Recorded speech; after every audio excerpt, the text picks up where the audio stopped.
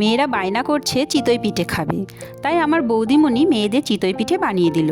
আর সাথে ছিল খেজুরের গুড় ও নারকেলের ক্ষীর। এই নারকেলের ক্ষীরটা হয়তো তোমরা কেউ খাওনি, কারণ এটা আমার ঠাকুমার রেসিপি। বানানোটা একদম সোজা। একটা নারকেল কুড়িয়ে সেটা মিক্সিতে পেস্ট করতে হবে।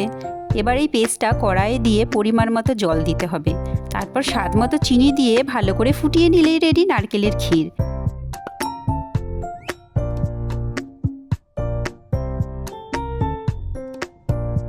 আর চিতই পিঠে বানানোর জন্য সেদ্ধ চাল 4 ঘন্টা ভেজানো ছিল। এবার সেই ভেজানো চাল মিক্সিতে পেস্ট করতে হবে। এবার এই পেস্টের মধ্যে সামান্য পরিমাণে লবণ ও জল দিয়ে ভালো করে গুলিয়ে নিতে হবে। এবার পিঠের সাজটা সামান্য সর্ষের তেল দিয়ে মুছে নিয়ে তার মধ্যে গুলিয়ে রাখা মিশ্রণটা হাতা করে দিয়ে ঢেকে দিতে হবে। পিঠেগুলো ফুলে উঠলেই নামাতে হবে। আর রেডি হয়ে গেল আমাদের চিতই পিঠে।